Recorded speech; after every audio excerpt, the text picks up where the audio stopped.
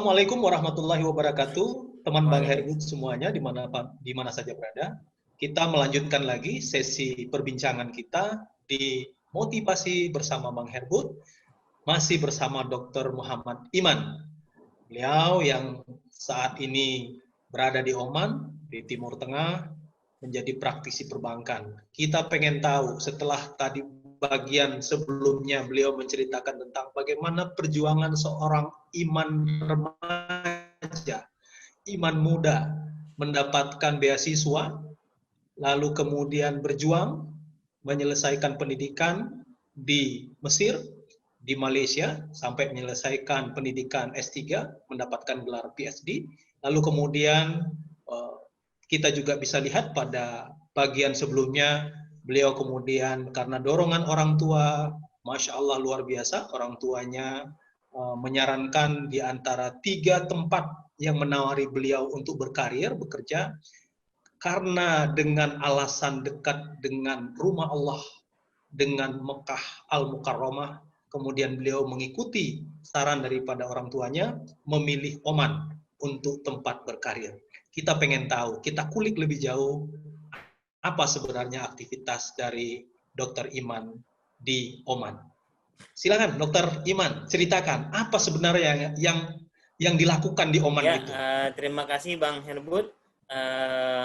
Jadi saya di Oman sekarang itu menempati sebagai Head of Syariah. Jadi kepala syariah di Oman Arab Bank. Yang kebetulan sekarang Oman Arab Bank sudah mengakuisisi salah satu bank umum syariah juga. Jadi yang sebetulnya sebelumnya kemarin kita adalah UUS, unit usaha syariah, sekarang kita beli BUS, Bank Umum Syariah. Jadi nanti unitnya pindah ke Bank Umum Syariah ini. Nah, posisi saya sampai saat ini adalah masih di Oman Arab Bank, itu adalah kepala syariah. Ini kepala syariah ini agak berbeda kalau kita bandingkan dengan Indonesia. Jadi Indonesia itu yang handle syariah itu masih level menengah. Nah, kalau di Timur Tengah sama Malaysia yang menghandle syariah itu levelnya udah level ini atas ya. Jadi dia itu kalau bank umum udah di bawah CEO. Ibaratnya itu levelnya direktur atau kepala divisi lah kalau di Indonesia. Ya. Jadi kalau yang kalau Indonesia mungkin menyebutnya group head. Nah di bawahnya itu departemen head. Nah maka ini di Timur Tengah di Malaysia head of syariah itu levelnya udah di bawah CEO. Kalau ini atau di bawah direktur kalau dia unit usaha syariah.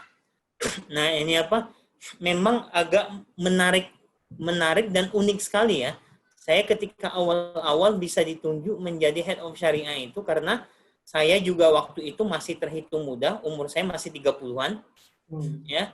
Udah menempati level atas, dan itu saya cek di Timur Tengah itu satu-satunya head of syariah yang diduduki oleh orang Indonesia. Jadi ini saya bilang, kok bisa ini orang Indonesia menjadi head of syariah, ngajarin ini apalagi ngasih training ke orang Arab ya. Ketika awal saya dulu masuk ke Oman Arab Bank, saya tuh dites sama bos saya. Ente dari Al Azhar kan katanya. Iya saya bilang, coba ente kasih training lah itu orang-orang ini Oman itu katanya. Dan ini ngasih trainingnya jangan pakai bahasa Inggris, dia bilang, pakai bahasa Arab katanya. Ini karena banyak mereka yang kurang fluent terhadap bahasa Inggris. Jadi tantangannya saya terima lah, oke lah saya bilang. Akhirnya saya siapin materinya pakai bahasa Arab itu. Ada kepala cabang semua dikumpulin, kepala cabang sama wakil kepala cabang. Saya kasih training tentang perbankan syariah. Terus sampai setelah sesi pertama itu kepala cabang bilang, ini nanya, Dokter Iman, ini sini sebentar katanya. Saya bilang, ini apa pakai bahasa Arab? Ta'al katanya. Ini dia bilang, "Lish lughatul Arabiyyah yani malak ahsan minna." Dia bilang, mereka tuh bertanya, "Kenapa bahasa Arabmu itu lebih bagus dari bahasa Arab kami?" katanya. Memang saya nggak tahu. Terus dia nanya ini, kamu belajar bahasa Arab di mana? Kenapa bahasa Arabmu lebih bagus daripada bahasa Arab kita kan? Ya dulu saya bilang ini apa? Dulu saya belajar di pesantren saya bilang. Terus saya melanjutin ke Al Azhar. Oh pantesan katanya. Nih banyak kami yang nggak ngerti ini katanya. Kamu ini alhamdulillah penjelasanmu bagus katanya. Nah akhirnya sekarang kita ngerti. Oh saya ini apa? Saya dulu ngira mereka ini udah ngerti semua ini tentang bank syariah. Jadi kita tuh ibarat nggaramin air laut. Ternyata enggak. Mereka nggak ngerti. Jadi enak, makin semangat aja saya jelasin kan. Terus saya kasih dalil. Katanya kamu ini mutawwa. Ngerti dalil-dalil katanya. Bagus. Ini apa Al-Quran dan hadisnya bagus katanya. Oh iya ya kata saya. Nah dari situlah akhirnya saya semangat ini ngasih training. Nah ini apa? Ngasih trainingnya saya selalu bahasa Arab. Pernah saya ngasih training ini manajemen risiko pakai bahasa Inggris. Nggak banyak yang nanya. Tapi ketika saya ngasih training pakai bahasa Arab, yang nanya banyak banget. Pada semangat kan ini. Wa ma hadza kaif katanya. Ini kalau kayak gini nih gimana nih katanya. Terus ini apa operasionalnya binisbatil amaliyah kaif ini kayaknya. Ini pakai dari segi operasional gimana nih? Jadi banyak yang nanya tuh kalau kita ngasih training pakai bahasa Arab. Bahasa yang dipakai di Oman bahasa apa sehari-hari? Bahasa Arab. Oh, bahasa Arab ya. Sehari-harinya bahasa Arab. Tapi kalau di perbankan karena banyak ekspat yang mereka nggak ngerti bahasa Arab, jadi mereka pakai bahasa Inggris. Oke. Jadi mereka bahasa Inggris. Dokter Iman bisa kasih gambaran, tidak semua yang nonton kita ini orang yang paham tentang perbankan syariah. Dokter Iman kasih gambaran itu. Apa sih yang dikerjakan oleh Dokter Iman sehari-hari di divisi syariah itu? Jadi karena kita levelnya udah manajerial ya, udah ini apa level heads, yang kerja itu sebenarnya bukan kita, ini staff-staff kita. Ya, memanage banyak orang. Memanage tim gitu. Jadi kalau di Oman ini karena bank syariahnya belum sebesar di Emirates, kayak di Dubai, Abu Dhabi, kalau di Bahrain gitu atau di Saudi, otomatis tim mereka lebih banyak. Saya dulu sempat ngobrol sama teman di Dubai Islamic Bank. Saya bilang, tim kamu ada berapa? 17 katanya. 17 atau 19. Wih, banyak banget saya bilang. Tim saya cuma 4 saya bilang. Ini apa? Karena banknya masih baru kan di Oman. Jadi saya dulu tuh ibaratnya bentuk ini apa divisi ini tuh dari nol. Jadi dari bikin policy, dari bikin ini SOP, dari ngerekrut karyawan, ini apa interview. Jadi saya dulu semangat banget pengen ngerekrut orang Indonesia. Jadi biar ada lah teman orang Indonesia gitu satu kayak ini ya. Tapi masalah di ini teman-teman ini mereka itu nggak bisa bahasa Inggris. Jadi nggak enak ketika ini maksudnya ke saya aja mereka maksudnya ini assessment-nya nggak lewat ya. Nanti nggak enak lah kalau saya ngajak teman yang lain untuk interview atau bos nih mereka nggak bisa bahasa Inggris kan nggak enak. Jadi bahasa Arabnya bisa?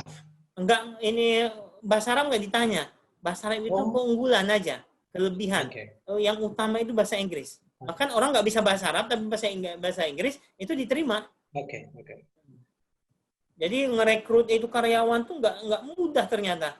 Ini saya cari di Indonesia, cari yang teman-teman yang kenal, ini cari akhirnya saya serahkan ke headhunter lah. Ini kayak ini bang dulu kan ini ngerekrutmen saya lewat headhunter. Nah kalau lewat headhunter kita harus bayar 4 kali gaji dari ini gaji kita per kontrak itu headhunter dapat. Jadi kan itu cost juga buat bank. Jadi saya pengen cari sendiri ternyata nggak mudah juga nyari orang. Jadi ya udahlah bank bayar ke ini headhunter ketika udah kita rekrut dapat tuh dia headhunter tuh ini mabok tuh dia dapat 4 kali gaji. Apalagi levelnya udah ini menengah ke atas. Dokter Iman, Anda selain seorang banker, juga saya lihat Anda mengajar, memberikan ceramah, kuliah tamu di berbagai kampus di dunia. Bahkan Anda juga memberikan kuliah-kuliah umum, kuliah tamu di kampus yang ada di Indonesia. Dan beberapa yang saya tahu juga, kalau Anda pulang ke Indonesia, Anda sering diundang di berbagai macam kota di Indonesia. Nah, bagaimana itu? Bisa Anda melakukan hal-hal seperti itu? Juga berbagi tentang keilmuan perbankan syariah. Nah, jadi itu karena kampus ini sifatnya mereka suka yang ilmiah ya. Mereka itu akan melihat apa yang sudah ada tulisan, misalnya ada tulisan bagus, mereka melihat nih ini siapa sih penulisnya. Nah, yang saya lihat itu karena saya ini meskipun di bank saya itu karena ini sering nulis dulu dan juga ini udah ini doktor juga, jadi masih pengen aja kadang nulis gitu. Kadang nulis tulisan saya diapresiasi. Saya tuh berapa kali itu diminta untuk jadi editorial board ini di jurnal Scopus. Tapi saya nggak ini karena saya bukan dosen, jadi saya nggak minat lah. Ya ada 2 kali saya ini ikutin jadi editor. Tapi saya habis itu nggak dapat. Kalau saya bilang saya nggak dapat apa-apa. Iya. Nggak dibayar juga nggak. Akhirnya ya oke lah ini Scopus saya bilang. Tapi kan saya praktisi bukan dosen. Jadi makanya ini banyak ini yang editorial board yang misalnya di Emerald gitu saya tolak-tolakin saya karena itu nggak menguntungkan buat saya gitu. Ini bos saya juga kalau saya bilang saya ini misalnya editorial board kata bos saya buat apa? Ini ngaruhnya apa ke bank gitu? Nggak ada kan? Nah, akhirnya ya udah saya ini nggak mau lagi jadi editor gitu. Ini yang paling kalau ada teman minta tolong itu saya bantu itu aja. Nah, tapi kalau ini karena sering nulis itu nulis di koran internasional, di majalah internasional, ini pakai bahasa Inggris. Saya juga kadang-kadang iseng aja. Ini pengen nulis di koran Arab gitu. Berapa kali terbit kan? Ini biar bahasa Arabnya nggak hilang-hilang banget lah gitu. Itu ternyata ada yang ngundang juga. Tulisannya bagus nih. Katanya idenya ini berlian ini harus dikembangkan ini. Oh, saya bilang padahal biasa aja sebenarnya. Akhirnya dari situ banyak gini kampus yang melihat oh ini boleh juga nih diundang orang ini katanya. Bukunya bagus katanya. Ada buku saya kan ada 3 tuh yang pakai bahasa Inggris. Ya cuman emang nggak ada poin sih itu ini dapatnya jurnal ini nggak ada. Ya itu sekedar untuk ini biar nama kita nggak hilang di industri perbankan lah. Poinnya buku tulisan itu adalah berbagi dengan orang. Betul. Poinnya sehingga Dr. Iman bisa dikenal oleh banyak orang dan kemudian menjadi tamu di berbagai macam kampus begitu. Betul. Saya dulu sempat diundang di Turki juga. Saya bilang, ente tahu dari mana saya? Katanya ada tulisan ini, Dr. Iman yang bagus katanya. Jadi kita pengen ngundang jadi kuliah ini umum katanya. Oh, saya bilang, kampusnya apa namanya? Istanbul University. Oh, kampus gede itu saya bilang. Jadi saya waktu itu dibajak keliling kampusnya, besar banget kampusnya saya bilang. Terus poster saya dipasang di mana-mana. Saya pas ke Istanbul tuh, ada poster saya. Kan lucu juga tuh kita lagi ini jalan-jalan ada poster sendiri. Ya. Jadi dari situ. Jadi kampus-kampus tuh ini kenal saya tuh dari tulisan. Ya. Jadi manusia itu akan terkenal dan dikenal karena menulis, karena pikiran-pikirannya bisa dituangkan dengan tulisan. Orang juga akan mendapatkan manfaat dari tulisan-tulisan yang disampaikan. Oke, Dr. Iman, saya ingin menanyakan kepada Anda, karena sebagai orang Indonesia, Anda berkarir di luar, saya ingin tahu apa sih perbedaan atau mungkin juga ada persamaan perbankan syariah yang ada di Indonesia maupun di Oman?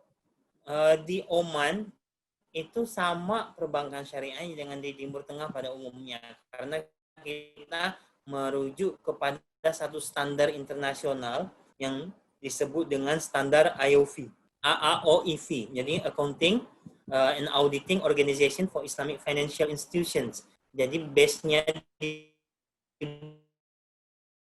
Bahrain itu udah standar internasional yang dipakai hampir. Nah, itu yang mungkin sangat membedakan yang lebih mencolok dibandingkan dengan Indonesia. Nah, Indonesia kita pakai ini fatwa lokal, ya, seperti Dewan Syariah Nasional Majelis Ulama Indonesia. Dari segi itunya, ya itulah yang mungkin membedakan salah satu perbedaan. Tapi bukan berarti ini bank syariahnya beda ya. Bank syariahnya ya sama aja, cuman standar fatwanya beda, standar regulasinya beda, standar ketika ketika ngomongin regulasi, regulasi di Timur Tengah, di Malaysia itu lebih spesifik dan ketat. Nah, di Indonesia berbeda ini karena ya regulasi di Timur Tengah itu standarnya IOV diadopt dengan ini oleh Bank Sentral, jadi gampang itu untuk menginovasi produk-produk baru karena standarnya itu regulasinya itu lebih detail dan banyak ruang untuk inovasi. Nah, kalau di Indonesia itu pendekatannya rada berbeda. Kadang akad itu fatwanya ada beberapa itu seperti wakalah. Kemarin saya ngomongin tentang wakalah di IOV itu wakalah dengan wakalah investment aja, udah itu aja. Kalau di Indonesia ada wakalah bil ujro, ada bidun ujro. Habis itu ada wakalah ini, wakalah itu. Padahal wakalah sama aja. Nah, jadi dan ini dari segi GCG-nya, Good Corporate Governance, ini Timur Tengah dia lebih spesifik, lebih detail. Di Indonesia saya juga kurang paham ya pendekatan Indonesia, kenapa Indonesia nggak mengadop yang GCG yang bagus gitu loh. Kan ini kalau misalnya ini kadang-kadang kita bilang nggak mau ikut Malaysia, oke lah nggak usah ikut Malaysia, ikutlah Timur Tengah. Yang jalan-jalanlah ke Timur Tengah, lihat regulasi mereka seperti apa, kenapa ini mereka ini bisa cepat ini majunya, macam-macam lah sebenarnya pendekatannya, regulasi, pendekatan ini behavioral, pendekatan ini emosi misalnya. Nah, itu sebenarnya kalau kita sebenarnya ingin membuka diri untuk maju itu mungkin lebih besar peluangnya. Tapi kalau kita menutup diri ruang inovasi dan itu tuh agak sulit ya. Ya, jadi seperti itu. Masyarakat Indonesia adalah Muslim. Itu adalah potensi yang luar biasa bagi pasar ekonomi syariah maupun perbankan syariah sekalipun. Apa saran Dr. Iman untuk Indonesia? Kalau saya sarannya sebenarnya lebih kepada ini lebih suka melihat ini industri keuangan syariah ini lebih regulasi dengan baik lah. Sebenarnya ini salah satu contoh yang ini saya sangat sayangkan, sekelas Indonesia yang udah hampir 30 tahun ya, hampir 30 tahun industri keuangan syariahnya, sampai sekarang kita belum punya ini komponen syariah governance framework, regulasi syariah yang mengatur segala aspek tentang syariah. Jadi ini ibaratnya syariah itu sekedar kayak yang penting ada lah gitu, just like nice to have, not any we have to have it on the best way. Jadi ini oke lah kita punya gitu, udah segitu aja ini. Ini nanti lihat aja ini untuk market share 5% aja sampai ini berpuluhan tahun gitu ya. Sampai itu pun juga karena bantuan konversi, bukan ini betul-betul karena ini memang ini kalau untuk market share gede itu memang yang paling cepat adalah merubah bank konvensional menjadi bank syariah. Itu makanya peran pemerintah itu memang harus lebih kuat lagi. Poinnya saya sudah dapat bahwa untuk memajukan ekonomi di dalamnya juga perbankan syariah di Indonesia, maka regulasinya harus ditata. Dan kita tahu bahwa selama ini di Indonesia itu masih sama ya. Kita lihat misalnya Bank Indonesia mengaturnya juga sama, perbankan konvensional dengan bank syariah, seperti itu ya di Indonesia. Saya kira menarik sekali yang disampaikan oleh Dr. Iman. Nah, kita ingin tahu nih di bagian akhir dari obrolan kita, dan kita ingin tahu juga nih sebenarnya apa sih cita-cita ke depan? Apakah punya keinginan kembali ke Indonesia dengan tadi kendala-kendala, kemudian tantangan-tantangan ekonomi syariah, perbankan syariah di Indonesia? Apa punya keinginan untuk kembali atau bagaimana ke depannya? Sebenarnya saya kalau ditanya kepada saya ini pribadi, kepada teman-teman di luar, itu kalau mau ditanya pengen balik, ya jawabannya pasti pengen. Terus kata teman, kalau balik what's next? What's to do katanya. Ini kalau kita balik terus kita mau ngapain? Ini untuk ini berkontribusi. Ini kita belum tentu dapat lahan untuk ini bisa melakukan kontribusi kita. Tapi ya mau nggak mau ini kita, karena kita orang Indonesia, kita punya mimpi besar untuk memajukan ini apa industri keuangan syariah Indonesia pastinya. Saya ini apa punya mimpi nanti market share ini apa industri keuangan syariah sampai 30% sampai 40% itu mimpi yang besar ini apa itu dari segi skala nasional. Nah, habis setelah itu saya pengen juga ingin membawa industri keuangan syariah itu ke ini apa ke percaturan perbankan internasional gitu. Jadi otomatis mengadopsi best international practice gitu lah. Ini yang apa orang itu udah ini apa tahu Indonesia itu standarnya udah standar set internasional. Kita kadang-kadang pengen jadi international hub tapi kita mainnya berpikirnya masih lokal. Jadi ya susah mau ini apa mau bilang international hub, dari mana international hubnya kalau berpikirnya masih lokal, regulasinya masih lokal, nggak nyambung ke luar gitu, nggak ini apa coba jadikan Indonesia itu sebagai pusatnya itu orang juga bisa belajar gitu. Tapi kan salah satu keunikan Indonesia bukan bank ya sebenarnya, BMT-nya ini yang bisa mengcover orang-orang yang sampai pojok yang konsep BRI itu memang BMT-nya lebih menarik daripada banknya. Nah, bagaimana bank itu ini apa bisa ini apa namanya pengaruhnya itu sampai keluar, itu yang ini cita-cita saya, nggak hanya di nasional tapi dan internasional. Itu dari segi skala nasional. Dari skala pribadi ya otomatis saya pengen berkontribusi banyak lah pasti kepada ini kota kelahiran ini apa. Saya ya ada mimpi itu sebenarnya, pengen ini bangunin sebuah masjid besar untuk masyarakat Bengkulu, dibuat ini nama orang tua.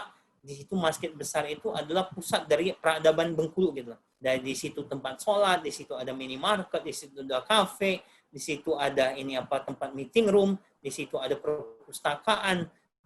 Jadi semua kegiatan bisa dilakukan di masjid itu. Jadi itulah ini apa impian saya untuk saya ingin berikan kepada Bengkulu. Amin. Mudah-mudahan tercapai ya. Dan harus segera dimulai, direalisasikan.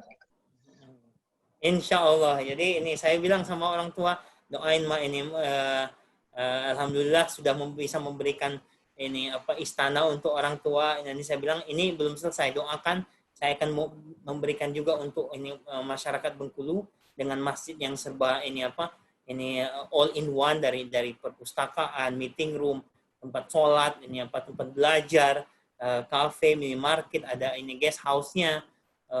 Kita nanti akan ini hire imam masjid yang bagus, ini yang hafiz Quran, yang suaranya bagus. Ini kita ini akan gaji ini apa di atas standar nasional lah gitu pokoknya.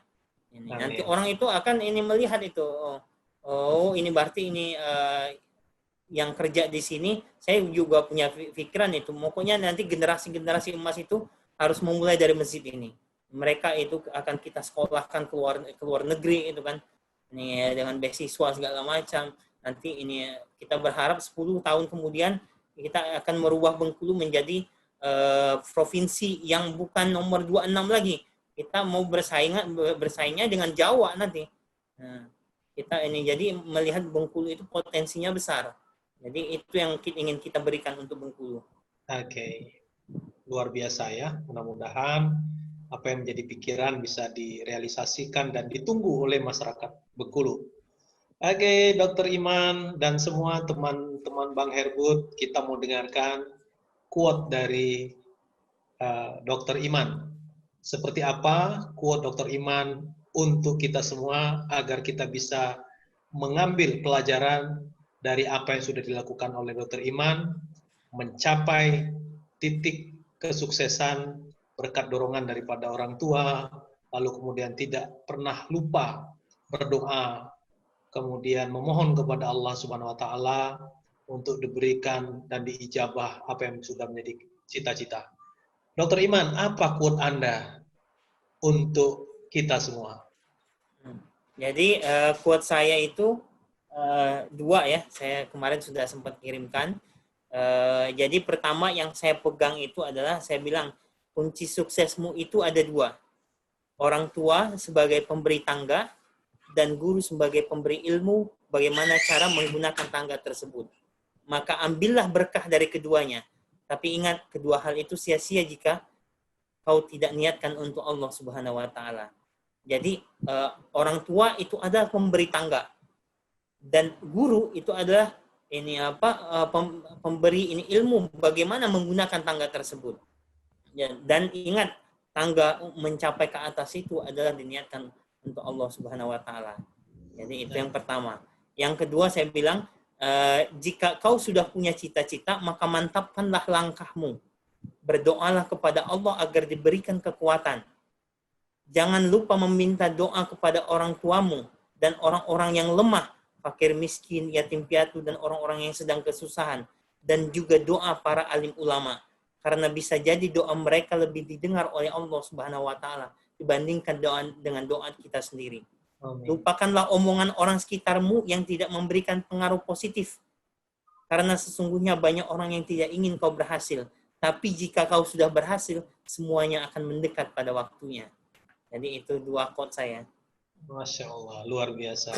Mudah-mudahan dua quote yang disampaikan oleh Dr. Iman bisa menjadi sumber informasi, kemudian sumber informasi serta inspirasi. Dua hal itu penting. Karena dengan informasi kita mendapatkan bekal dari kisah, dari sukses seseorang, itu menjadi inspirasi bagi kehidupan kita di kemudian hari. Teman Bang Herbut semuanya, kita akhiri perbincangan kita bersama Dr. Muhammad Iman, dan kita akan ketemu lagi dengan guest star yang lain. Kita ucapkan terima kasih pada Dr. Iman, sukses selalu di sana, membawa nama Bengkulu, membawa nama Indonesia, dan salam untuk keluarga, mudah-mudahan kita sehat. Dan perbincangan ini kita lakukan dengan Zoom, dengan jarak waktu 3 jam ya, Dr. Iman, ya, dengan 3 jam. Salam untuk keluarga, kita pamit, kita tutup. Assalamualaikum warahmatullahi wabarakatuh. Waalaikumsalam warahmatullahi wabarakatuh.